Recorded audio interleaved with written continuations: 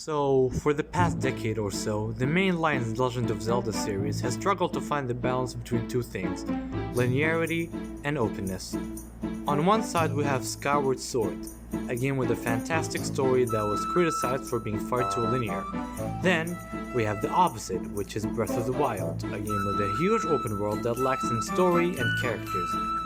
So many Zelda fans, including myself, were hoping that Tears of the Kingdom would finally find the perfect balance between the two. So, did Tears of the Kingdom do that? Well, we'll see. Firstly, I'd like to get one big complaint out of the way, that being, is this game $70 DLC? To that I say no, of course not. This game has a completely brand new story, 5 new dungeons, a brand new stage system, 152 new shrines, sky islands, a whole death system, caves, new collectibles, new abilities, new bosses, and the whole new building mechanic. So yeah, this game isn't DLC. Now that we got that out of the way, let's talk about why this game sucks. We'll get to that. Let's talk about the good things first.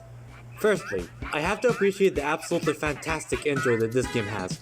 I'm talking about the Great Sky Island. It's this game's version of Breath of the Wild's Great Plateau. Visually, it's gorgeous and distinct from the mostly green and foggy overworld, and it does a great job of introducing us to the new abilities in a very fun and non-resurrective way. Speaking of new abilities, they're amazing, and they're showcased in a very cool way in this tutorial section. The first ability you obtain is Ultra Hand, which allows you to build literally anything you can think of. There's a really neat puzzle where you have to cross a big river by building a makeshift boat using Ultra Hand, and I think it's a pretty good demonstration of the ability. Your second ability is Fuse. This ability adds a whole new dimension to the combat. You can basically fuse or combine any weapon to any other weapon or item to achieve a brand new effect. Your third ability is Ascend, and I'm pretty sure I know what the devs were thinking when coming up with this ability. Just how can we improve on the climbing mechanic of this game? If only there was a way to literally ascend upwards without having to take the time to climb. And that you can do now. This ability allows Link to literally ascend upwards while passing through any solid space. Your last ability is Recall, and while I found it to be a bit underutilized, it's still very cool to use. What it does is literally rewind any object's movement. You can rewind the movement of falling rocks from the sky so you can reach new islands in the sky. And now let's move on to the two very fantastic lightning and fire temples. These two dungeons managed to find the perfect balance between the traditional Zelda dungeons and also the imaginative creativity of Breath of the Wild. They're basically the best of both worlds, and I loved both of them. It would be criminal to not at least mention the awesome construct golem boss fights that you can find in the sky that require you to make the best of your Ultra Hand and Recall abilities. And not to mention just how awesome the Zonai devices in this game are. You can literally build so many unique creations, and there's a vast amount of Zonai devices to create them from too. Now let's move on to the amazing Tears of the Dragon quest. It's this game's version of the Memories side quest, and it is here that we find out where Zelda is, or rather, when Zelda is. It's very cool having to piece together the story of Hyrule's past. Okay, so now that I talked about the good things in this game, let's talk about the bad, and the meh. And boy is there a lot of meh.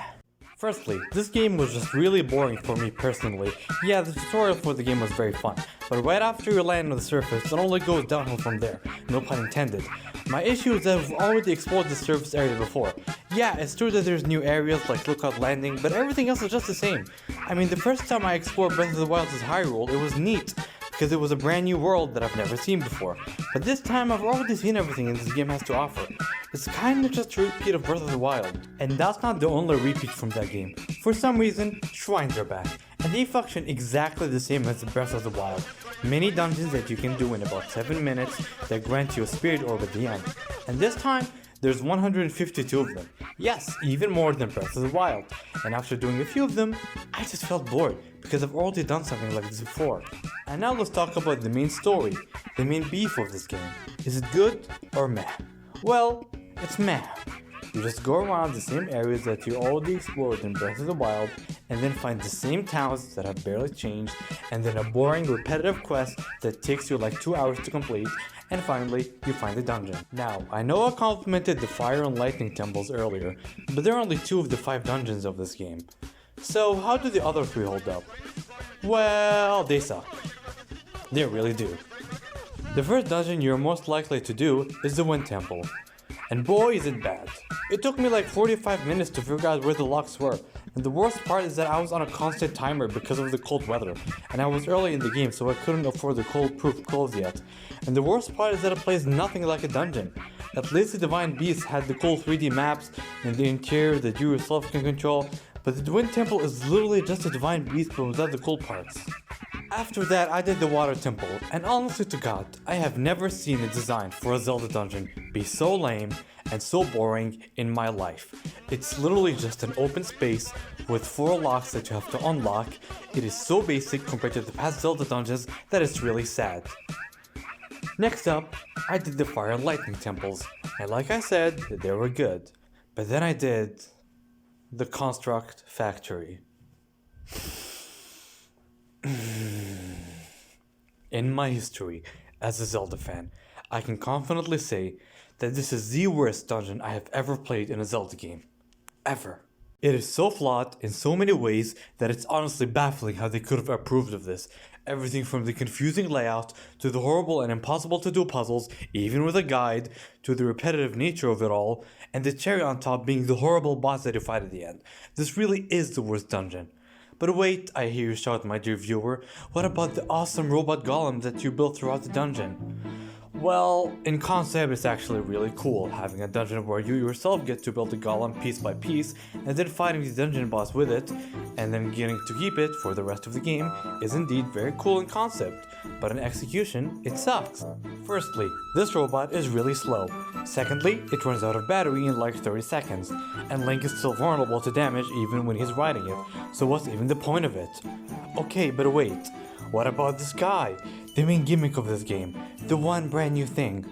Well, it's there I guess. This guy is really empty again.